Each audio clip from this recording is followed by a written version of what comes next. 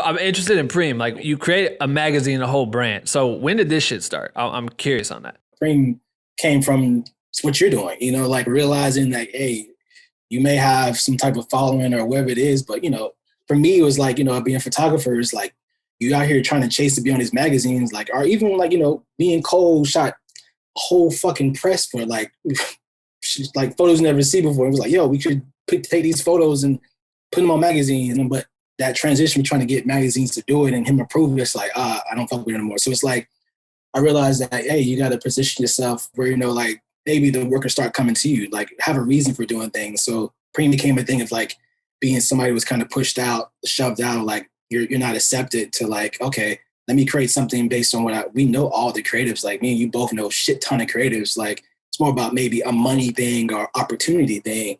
And then after that, it's pretty much like, let's just build this stuff one step by step by step, What do you feature in the magazine, and how is it difficult to like kind of curate that? It is difficult. First, it was like, let me make a magazine with all my images.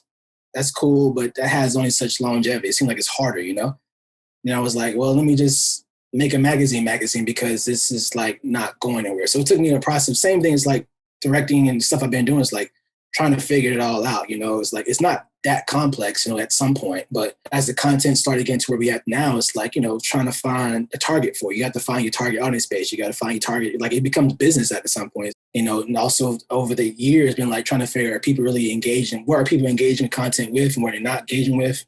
And maybe like a year and a half ago, I was like, man, it should be a Black-owned magazine. I should say that. I should take more ownership of that, what it is.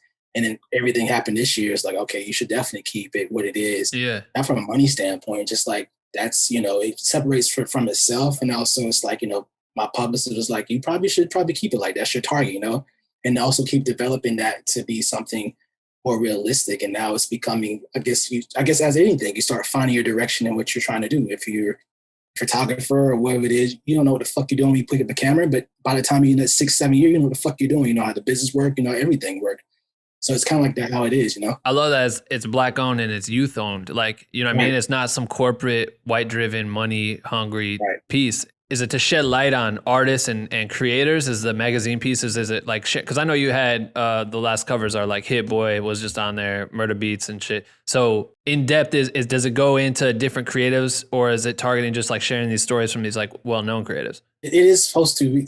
We're trying to get to that point. It's like, I don't want it to be a music magazine. It needs to be our Black people's voices at some point. Like it doesn't have to be Black people. It can be any person walks of life, but it's more about making sure the content isn't like a no jumper, like something that's easy, you can make controversial content move to the internet really fast, but making authentic content that represents, Black culture, whether it's J. Cole or Hit Boy, it's like, making sure like we're having a conversation. Like Murder Beats had the writers asked about, you're in Black music, how have you contributed to the circumstances that happened this year? He had a really defiant question about what it is. It's really authentic, He knows that he's from Canada, so, but it's really cool hearing that, hearing like Amine had a conversation about him being from Portland. He was raised in Portland, so he loved white women. And then, that wasn't nothing he could do nothing about. He was just around that. There's nothing wrong with that, But those are things I started realizing, like, yo, like as the conversations have become over the last 6 months, become, okay, we should start finding a voice for what we're trying to do. Sure. And